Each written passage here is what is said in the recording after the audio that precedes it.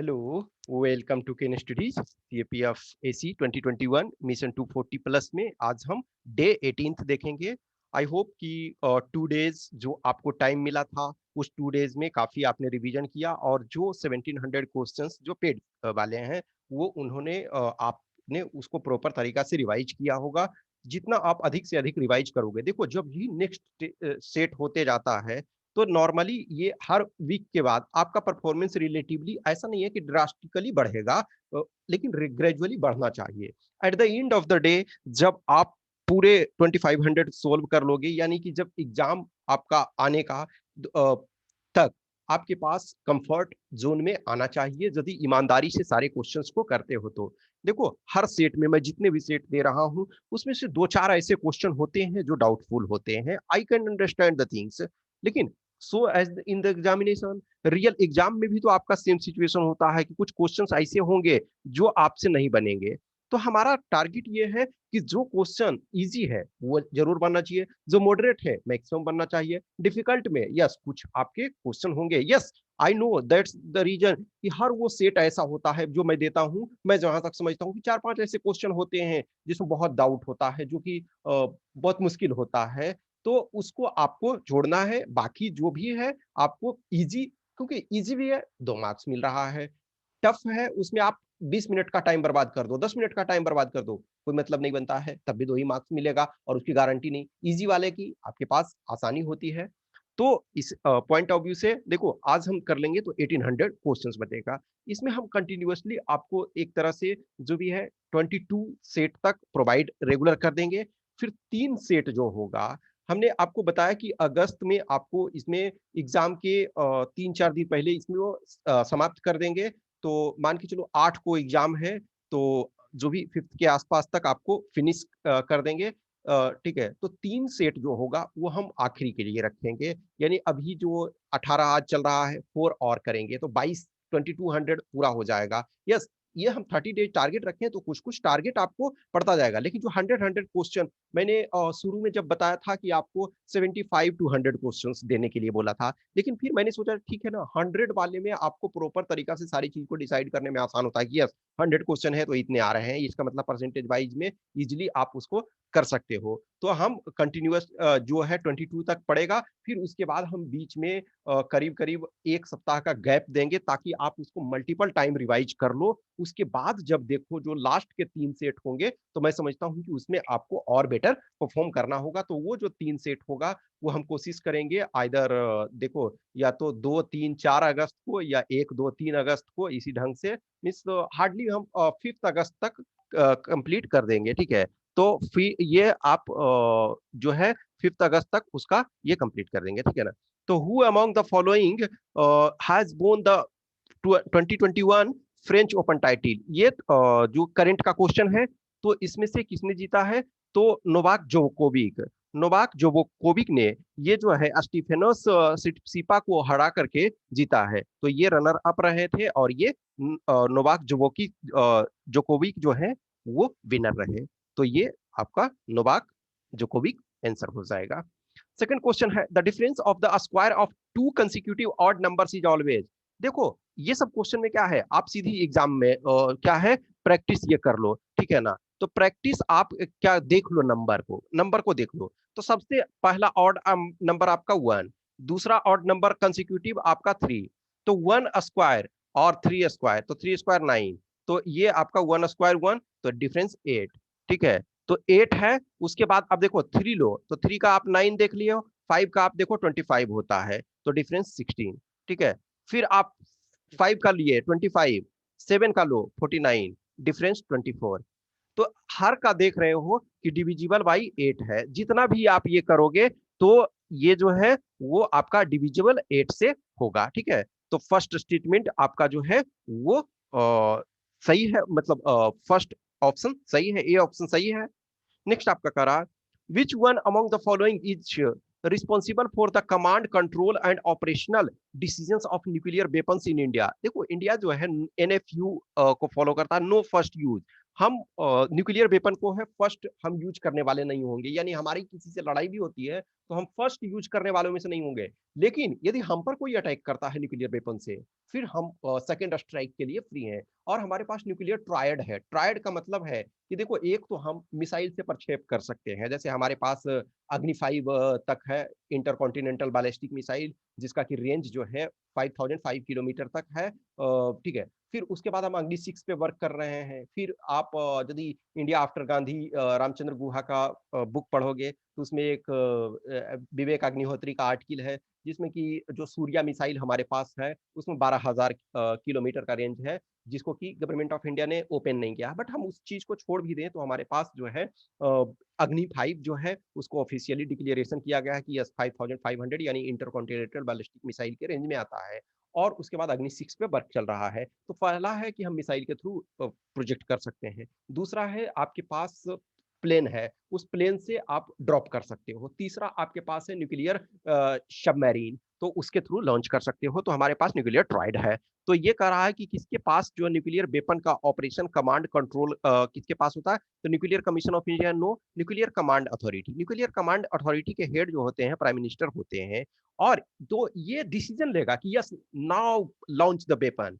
लेकिन उसके बाद वेपन लॉन्च करने का जो जिम्मेदारी होता है स्ट्रेटेजिक फोर्स कमांड के पास होता है, एसएफसी के पास होता है। स्ट्रेटेजिक फोर्स कमांड जो होता है उसके जो कमांडिंग एक कमांडिंग इन चीफ ऑफिसर होते हैं, वो जनरली एयर मार्शल और उसके इक्विवेलेंट लेवल के होते हैं। तो इसमें न्यूक्लियर कमांड अथॉरिटी होगा बी। नेक्स्ट करा in parking area the total number of wheels of all the cars, four wheelers and scooters or motorbikes, two wheelers is 100 more than twice the number of parked vehicle, the number of car parked।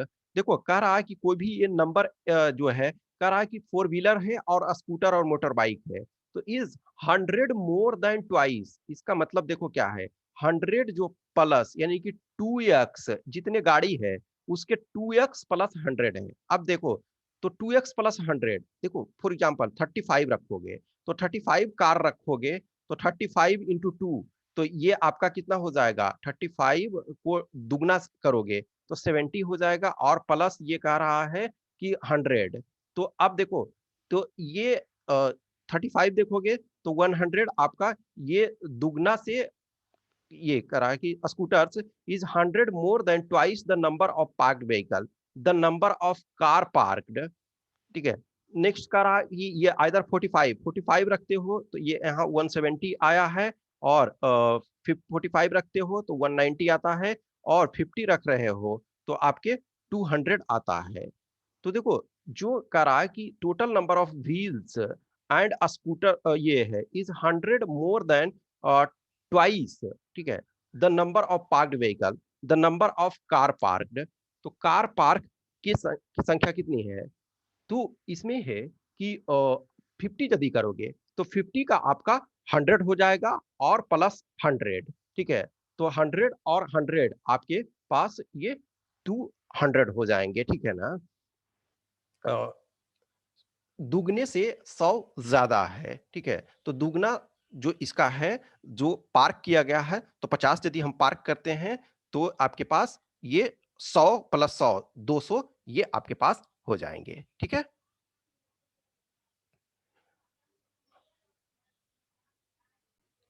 Yes.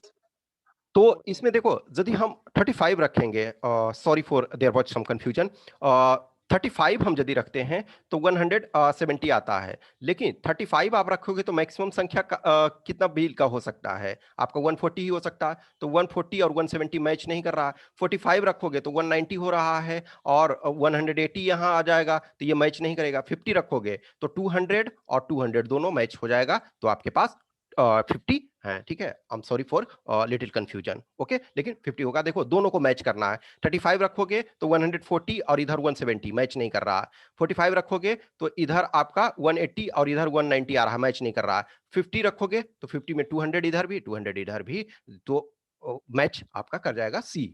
Next है which one of the following is known as the Marshall plan? Marshall plan जो है वो आपका क्या था? Martial plan जो है था, दो प्लान था, एक मार्शल प्लान, एक मोल्डोवा प्लान। मार्शल प्लान जो अमेरिका का था कि पोस्ट वर्ल्ड वार टू में कि जो आपके economic assistance of to Europe था कि हमारे पक्ष में आओ, तो अमेरिका मार्शल प्लान दे रहा था।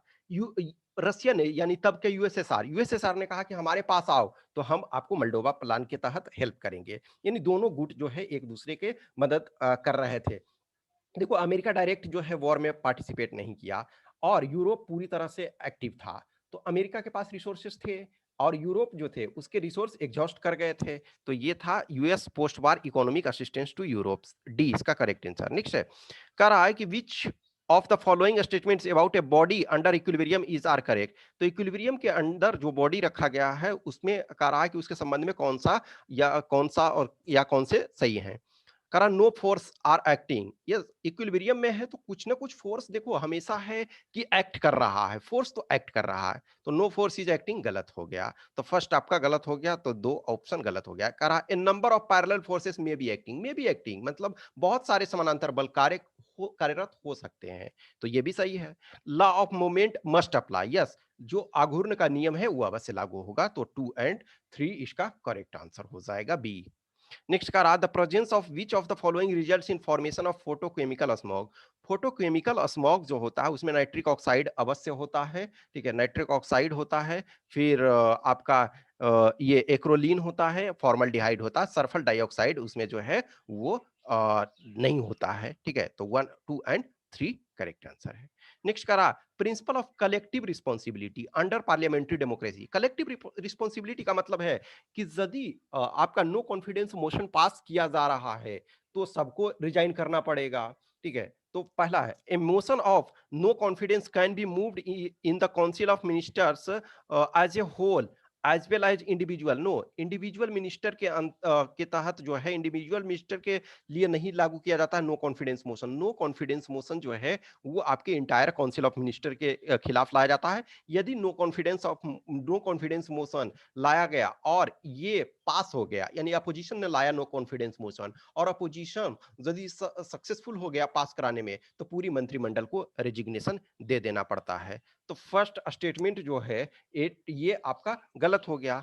तो no person shall be nominated to the cabinet except on the advice of the prime minister. अब देखो, यस, ये जो है कि कलेक्टिव रिस्पॉन्सिबिलिटी जो है, तो no person shall be nominated और to the cabinet except on the advice of prime minister. यानी कि प्राइम मिनिस्टर जो है वो हेड है, उनके कलेक्टिविटी, जैसे जस्ट एग्जांपल लो कि प्राइम मिनिस्टर यदि रेजिग्नेशन दे देते हैं तो ये माना जाएगा कि इंटायर काउंसिल ऑफ मिनिस्टर जो है वो रेजिग्नेशन दे चुकी है, वो खत्म हो चुकी है। या फिर मान के चलो प्राइम मिनिस्टर का डेथ हो जाता है या ऑफिस वैकेंट हो जाता है, तो माना जाता है इंटायर काउंसिल ऑफ मिनिस्टर, तो कोई भी पर्सन जो है वो आपका काउंसिल ऑफ मिनिस्टर का मेंबर कैबिनेट का तब तक नहीं बन सकता जब तक कि प्राइम मिनिस्टर ना चाहे। No person shall be retained as a member of the cabinet if the prime minister says that he shall be dismissed. Yes, ये भी आपका ये सही है। तो देखो क्या होता है कि कलेक्टिव रिस्पॉन्सिबिलिटी का मतलब होता है कि सबको एग्री होना होगा। यदि कोई भी कैबिनेट का मेंबर जो है या काउंसिल ऑफ मिनिस्टर का मेंबर, यदि काउंसिल ऑफ मिनिस्ट्री से या कैबिनेट से यदि आप सहमत नहीं होते हैं तो आपको रेजिग्नेशन देना होगा। तो ये इसका 2 एंड 3 करेक्ट होगा। नेक्स्ट का रहा विच of the following food pyramids can be both upright and inverted? तो देखो, पिरामिड ऑफ नंबर हो सकते हैं कि एक पेड़ पर बहुत सारे पक्षी निर्भर कर सकते हैं, या फिर बहुत सारे छोटी मछलियों पर एक बड़ी मछली निर्भर कर सकती है। तो दोनों तरीका है। तो नंबर ऑफ पिरामिड में सही, पिरामिड ऑफ नंबर सही है। पिरामिड ऑफ बायोमास, यस सही है। पिरामिड ऑफ बायोमास भी सही है कि मान के चलो कि जो आपके कुछ मछलियां हैं उसको बड़ी मछली खाई, तो जितना मछली खाई वो आपका बायोमास जो है वो उससे अधिक जनरेट हो सकता है या उससे कम जनरेट हो सकता है, ये दोनों पॉसिबल है। लेकिन एनर्जी जो है हमेशा अपराइट होता है। लिंडमान का 10% का नियम जो है कि ऊपर जैसे जैसे जाते हैं एनर्जी कम होता जाता है, 10% ही एनर्जी बचता है। तो ये 3 नहीं होगा, 1 एंड 2 होगा। नेक्स्ट कह रहा है कि जीएसटी के बारे में, it is a source based indirect tax. Indirect tax तो है, ये सही है, लेकिन ये जो है डेस्टिनेशन बेस्ड है। तो पहला गलत हो गया।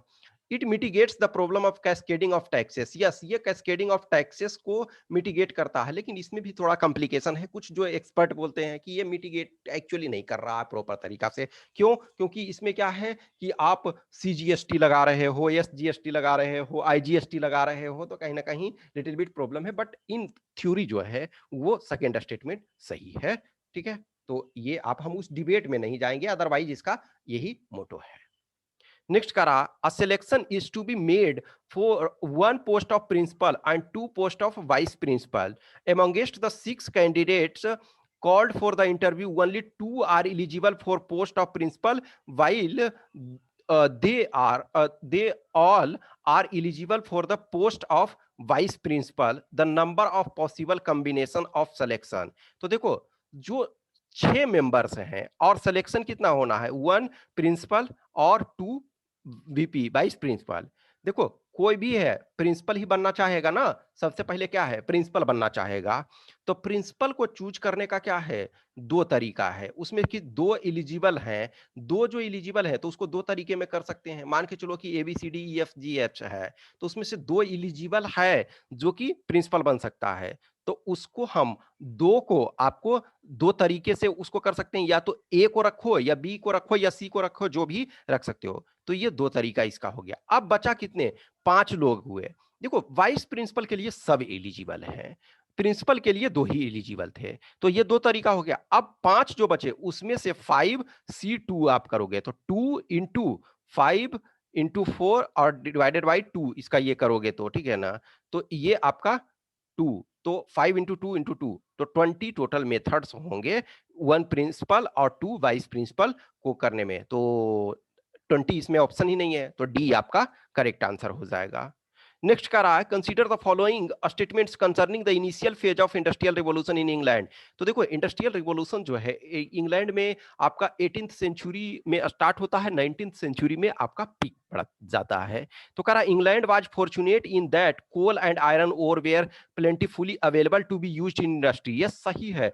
12 जो आपका प्लेंटीफुली रूप से अवेलेबल था, और कोल, और देखो शुरू में स्टीम इंजन से वर्क होता था, बाद में फिर आपके पास डीजल इंजन, इलेक्ट्रिक इंजन, फिर उसके बाद और बहुत सारे जो इलेक्ट्रिक डीजल इंजन, फिर इलेक्ट्रिक इंजन, पेट्रोल इंजन, ये सारे के सारे बाद में आए। लेकिन इनिशियली जो था तो आपके क्या है, स्टीम इंजन पे डिपेंडेंट था। तो ये फर्स्ट सही है। Next, until the 18th century there was a scarcity of usable iron. Yes, जो 18th सेंचुरी तक जो था टेक्नोलॉजी, आपके पास आयरन ओर थे, लेकिन यूजेबल आयरन यानी कि वो टेक्नोलॉजी का अभाव था, इस वजह से यूजेबल आयरन आपके पास नहीं था। देखो, इंडिया में देखा जाए तो आप यदि ये में जाओगे, जो कुतुब मीनार कैंपस में जो पिलर है, ठीक है, तो वो आयरन पिलर जो क्या है, वो बहुत जमाने से ये है, आपका 1500 प्लस ईयर्स से करीब है।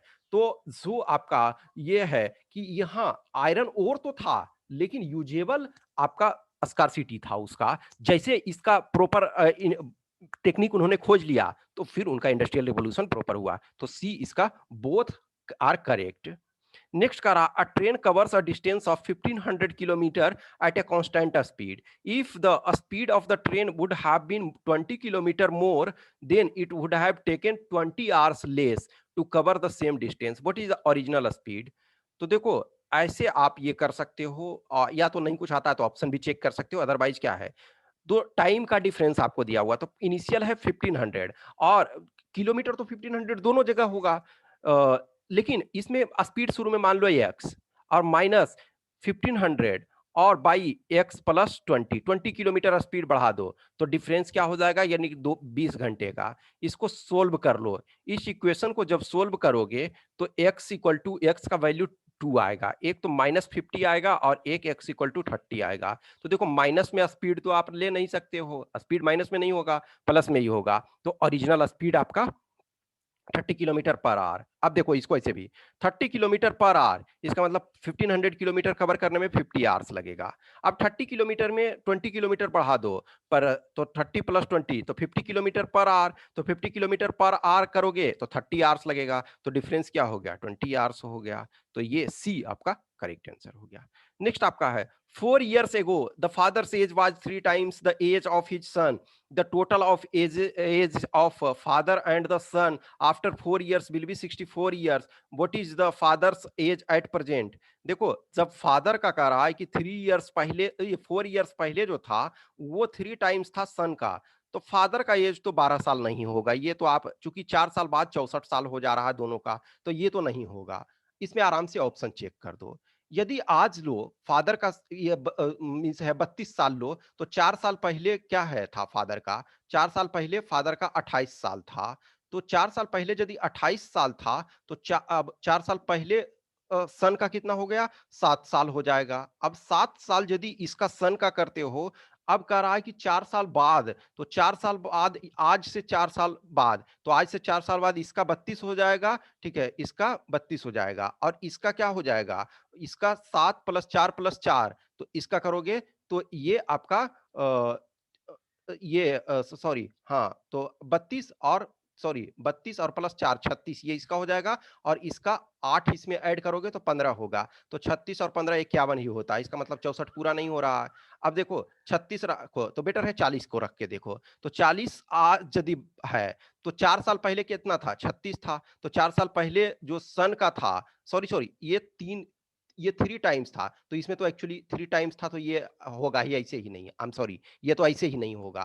तो देखो ये देखना है कि 4 साल पहले लेते हो तो 3 से नंबर डिविजिबल होना चाहिए, तो 36 में 4 से माइनस करते हो तो 32 होता, 32 3 से डिविजिबल नहीं है, तो ये भी आपका कैंसिल हो गया, तो अब 40 ही आपके पास बचता। तो 4 साल पहले जाओ तो 36, तो यानी सन का उस समय कितना था, 12 साल था। अब 4 साल बाद फादर का कितना हो जाएगा, 44 हो जाएगा, और इसका 4 साल वर्तमान करोगे तो ये आपका 16, फिर 4 साल आगे करोगे तो 4 20, यानी 20 और प्लस 44 तो 64, इसका मतलब 40 साल है, ठीक है। आई एम सॉरी, इसको यही करना है कि ऑप्शन आराम से कर दो, तो 32 में से 4 करो तो 28, 28 3 से डिविजिबल नहीं है, इसका मतलब ये नहीं होगा। 36 है, 36 में से 4 माइनस करो 32, 32 3 से डिविजिबल नहीं है, इसका मतलब ये भी नहीं होगा। ये 40, 40 में से -4 करोगे 36, 3 से डिविजिबल है, इसका मतलब ये आंसर हो गया। 12 तो होना ही नहीं है ये ऑलरेडी, तो सी इसका आंसर हो गया। नेक्स्ट है, which of the following are the features of liquidity trap. Liquidity trap का मतलब होता है ना कि आदमी जो ब्याज दर इतना कम है कि आप बैंक में रखना उचित नहीं समझते हो। जस्ट एग्जांपल लो, आपके पास 100 रुपया है, तो आप बैंक में दो कारण से रखते हो, एक तो है कि आज हमको सारा खर्च नहीं करना है, और दूसरा है कि कुछ ब्याज भी मिल जाए। लेकिन बैंक में यदि ब्याज जितना मिल रहा है, इन्फ्लेशन उससे बहुत ज्यादा हो रहा है, तो आप जो है बैंक में रखना सही नहीं समझोगे। तो कह रहा है कि features of liquidity trap, liquidity trap कब होता है, तो जब लो इंटरेस्ट रेट ऑन बॉन्ड्स, तो बॉन्ड्स पर इंटरेस्ट रेट कम होता है, यस सही है। लो सेविंग्स इन द इकोनॉमी, नहीं सेविंग इकोनॉमी में है, लेकिन लोग बैंक में नहीं रखना चाहते हैं कि सेविंग अपने पास है, अपने पास रखो, या तो कंज्यूम करो या पैसा ऐसे ही रखो, बैंक का कोई मतलब नहीं बनता है। तो ये low saving rate in the economy ये हम नहीं कर सकते हैं। इनइफेक्टिव मॉनेटरी पॉलिसी, अब दूसरी बात है, इनइफेक्टिव मॉनेटरी पॉलिसी है तभी तो आपका लोग बैंक में पैसे नहीं रखना चाह रहे हैं, क्योंकि इन्फ्लेशन उससे ज्यादा हो रहा है। इन्फ्लेशन कंट्रोल करना भी मॉनेटरी पॉलिसी का काम है, मॉनेटरी पॉलिसी कंट्रोल में नहीं है, इसका मतलब प्रॉब्लम है। तो ये आपका 1 एंड 3 हो जाएगा ओनली। नेक्स्ट आपका है, consider the following statements regarding the rock system of India. Diamond bearing regions from which Panna and Golconda diamonds have been mined are part of Dharwar system. तो ये आपके जो है पार्ट ऑफ ये विंध्यन सिस्टम है, विंध्यन सिस्टम है, ठीक है, धारवाड़ के नहीं है, ये विंध्यन सिस्टम के। तो फर्स्ट स्टेटमेंट आपका गलत हो गया, फर्स्ट स्टेटमेंट गलत हो गया तो दो हो गए। Mount Everest is composed of upper carboniferous limestones, yes ये सही है। नेक्स्ट है, Vindhyan system are the oldest metamorphosed rock, नहीं विंध्यन जो मेटामॉर्फिक में है वो आपका धारवाड़ ओल्डेस्ट है, धारवाड़। तो तीसरा भी गलत हो गया, तो आपका सिर्फ 2 सही होगा। नेक्स्ट का रहा, consider the following statements, at higher Himalayas where Himalayan river originate oxbow lake formation as a relief feature is visible. Oxbow lake जो होता है जहां ओरिजिनेट होता है वहां नहीं होता है, जब रिवर ग्राउंड लेवल पे आ जाती है, ग्राउंड लेवल पे आती है और समटाइम दूसरे रिवर से मिलने लगती है, लेकिन ग्राउंड लेवल पे आती है यानी कि प्लेन एरिया में आती है, तब ऑक्सबो लेक बनता है। तो फर्स्ट आपका गलत हो गया, जब फर्स्ट गलत हो गया तो आपके पास 3 ऑप्शन गलत हो गए, आपके पास विकल्प ही एक ही है, ठीक है। The peninsular reason witnesses occasional seismic activity, yes. देखो यदि हम देखते हैं हमारा पेनिनसुलर इंडिया तो ऑलमोस्ट वो स्टेबल है, लेकिन फिर भी सम टाइम जो है, ये आप डायरेक्ट एनसीईआरटी में देखोगे तो सम टाइम फिर भी आपका उसमें अर्थक्वेक वगैरह आते रहता है। तो ये सेकंड सही है। नेक्स्ट है, plains of Indus and Ganga are relatively seismically stable. Yes, Himalaya जो है अनस्टेबल है, लेकिन जो प्लेन है इंडस और गंगा का वो रिलेटिवली स्टेबल है, लेकिन फिर भी आते रहता है कभी कभी। तो ए इसका सही आंसर। नेक्स्ट है, any person who is a member of an all India service may not be dismissed without giving him a reasonable opportunity of being heard. This means that यानी कि जो भी ऑल इंडिया सर्विस के person हैं वो उनको reasonable option दिया जाएगा यदि डिसमिस करने से पहले। इसका मतलब कह रहा है कि क्या है, members of all India services are not subject to doctrine of pleasure of the tenure. नहीं, ये स्टेटमेंट गलत है। Member of all India services जो है राष्ट्रपति के प्लीजर से जॉब ये करते हैं, तो ये तो आपका फर्स्ट स्टेटमेंट जो है वो गलत हो गया। ठीक है, नेक्स्ट है, the above rule is an absolute rule without any exception. नहीं, एक्सेप्शन है कि सम टाइम जो है आपको सुनने का मौका नहीं दिया जाएगा, कुछ आपने ऐसा हीनियस एक्ट कर दिया है तो आउटराइटली आपको डिसमिस किया जा सकता है। तो सेकेंड भी गलत है कि विदाउट एक्सेप्शन नहीं है, सम एक्सेप्शन है। A member of an all India service enjoy security of tenure under the constitution. Yes, ये जो सिक्योरिटी ऑफ टेन्योर आप इंजॉय करते हो ये सही है, तो बी आपका करेक्ट है। नेक्स्ट है, consider the following statements regarding western and eastern ghat. तो कह रहा height of western ghat increases from south to north. No, north to south increase करता है, तो ये पहला स्टेटमेंट आपका गलत है। सेकेंड स्टेटमेंट आपका है, the windward side of eastern ghat receives heavy rainfall from perpendicular winds from bay of Bengal. No, ये जो आपका है कि windward side of eastern ghat नहीं, ये आपका windward side of western ghat जो है हैवी रेनफॉल प्राप्त करता है, तो ये आपका गलत है। ये भी तो दोनों गलत है, तो neither one nor two. Next है, what is the theme of international yoga day 2021। तो इंटरनेशनल योगा डे 2021 का थीम क्या है, योगा फॉर वेलबींग। नेक्स्ट है, biological control of paste and plant diseases is helpful. तो बायोलॉजिकल कंट्रोल ऑफ पेस्ट और plant disease helpful किस लिए है, तो फर्स्ट स्टेटमेंट आपका, chemical methods of pest control indiscriminately kill both useful and harmful paste and insects. Yes, तो वो क्या करता, जो यूजफुल है उसको भी डिस्ट्रॉय कर देगा और हार्मफुल है तो हमें हार्मफुल को डिस्ट्रॉय करना है। लेकिन बायोलॉजिकल कंट्रोल में वो स्पेसिफिक को जनरली, अब ऐसा नहीं है उसमें भी एब्सोल्यूट नहीं होता है, लेकिन जनरली वो जो है हार्मफुल है उसको नष्ट करता है। नेक्स्ट है, greater biodiversity at the farm increases the chances of plant survival and further plant growth. Yes, सही है। इनफैक्ट बायोडाइवर्सिटी जितना अधिक है किसी भी चीज में, चाहे ह्यूमन बीइंग हो, प्लांट स्पीसीज हो या एनिमल स्पीसीज हो, the greater the diversity chances of survival is more. ठीक है, तो ये आपका सी करेक्ट है। नेक्स्ट है, NPA are loans made by a bank or finance company on which repayment of interest payment are not being made on time.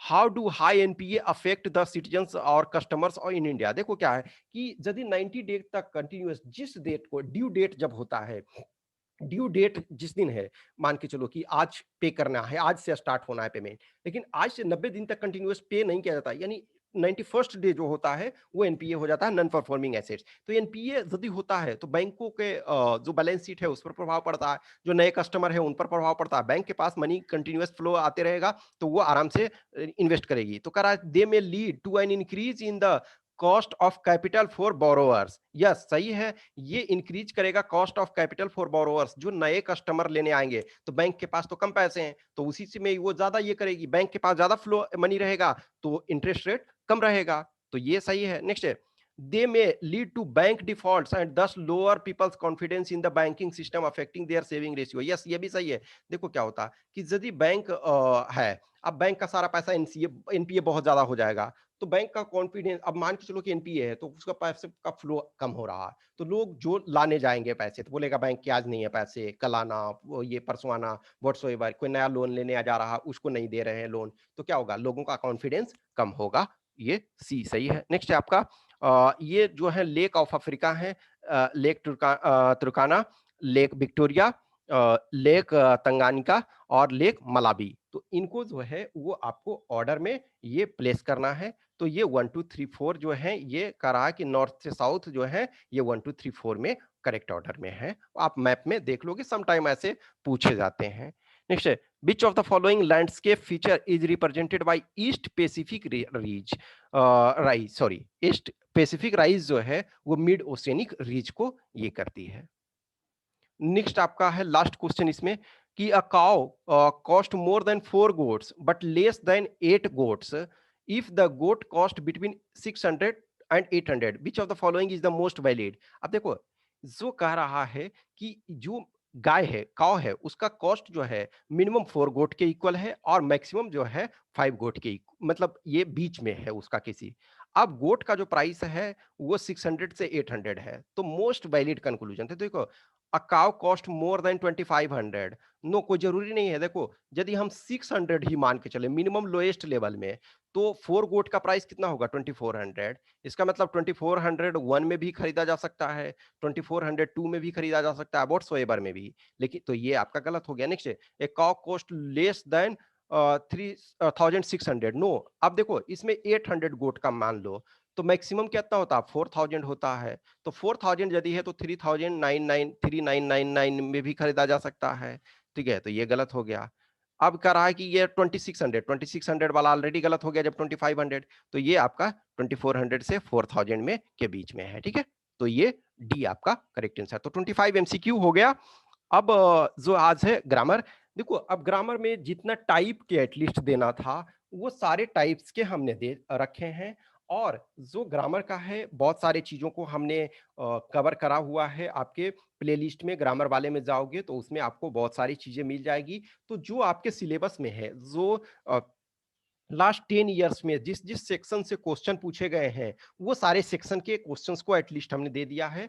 तो अब grammar फिलहाल नहीं मिलेगा आपको कमिंग डेज में। बस लास्ट में जैसे हमने बोला ना कि 3 सेट्स जो है 100 वाले जो हम दे रहे हैं, तो वो कुछ आखिरी के लिए रख रहे हैं। तो उसे ही हम एक दो सेट जो है वो बाद में अंतिम समय में ग्रामर का देंगे, ताकि आप प्रॉपर तरीका से कि पीक टाइम में देखो कि हमारा क्या परफॉर्मेंस रह रहा है। देखो, ग्रामर में स्टैंडर्ड मार्क्स है 15+ होना चाहिए। 15+ है तो स्टैंडर्ड है, 20+ है तो मैं उसको एक्सेलेंट मानता हूं। तो आप टारगेट मिनिमम करो कि 15 मार्क्स हमारे आ जाने चाहिए। ग्रामर वाले सेक्शन में 25 में से 15 आ जाता है मिनिमम। 15 रिस्पेक्टेबल है, 15+ जो है। और 20+ है, 20 या 20+ जो है मैं उसको एक्सेलेंट मानता हूं। तो इसको स्क्रीन को पॉज करो, इसका ऑब्वियसली सोल्यूशन हम कल प्रोवाइड करेंगे। और अब नेक्स्ट जो है कुछ दिन में जो ग्रामर जो है वो स्टॉप रहेगा आपका, जो ये चलता रहेगा। और बाकी चीजें कुछ ना कुछ आपको रेगुलर ये चलेगा। और मैंने आपको बोला कि 22 डेज तक कंटिन्यूअस जो है वो आपको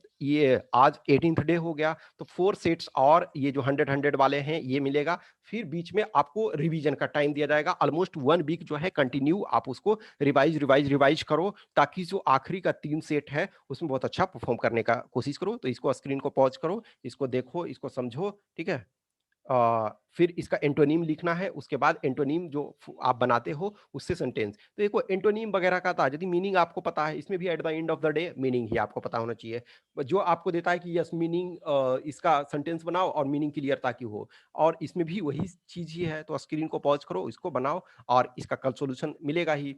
नेक्स्ट आपका फिर है कि इसको सेंटेंस को करेक्ट करना है। ठीक है, तो इस सेंटेंस को करेक्ट करोगे और ये मैच करोगे कि क्या आपका परफॉर्मेंस रहा है। ठीक है, आज जो राइटअप है उसमें है social media has destroyed real life communication. इस पर ऐसे लिखना है कि सोशल मीडिया ने वास्तविक जीवन के संचार को नष्ट कर दिया है। कि आज हम देखते हैं some time irony is that कि आदमी कोई भी किसी से मिलने जाता है। फॉर एग्जांपल, यदि आप मान के चलो कि मिलने जा रहे हो, उसके बाद भी आप अपना मोबाइल को सर्व कर रहे हो, सपोज, क्यों आप देखोगे कि पहले आज भी जैसे गांव सिस्टम में ये चलता है, भोज वगैरह किसी भी चीज में होता है, मैरिज हो या फिर किसी का डेथ हो तो भोज। इस वजह से क्या है, जैसे आप देखोगे सिखों में क्या है, लंगर, सामूहिक लंगर। तो उसमें क्या, पहले मोबाइल और टेलीफोन और ये सब सारी चीज नहीं थे। तो लोग बात की क्या है कि आप किसी से बात करना है तो आप उसके पास जाना पड़ेगा ना आपको, उसके या तो लेटर लिखोगे तो, या फिर आप सामने में जाओगे। तो मान के चलो गांव है या फिर कोई कस्बा है, तो क्या है, सब लोग अपने-अपने काम में बिज़ी रहते हैं,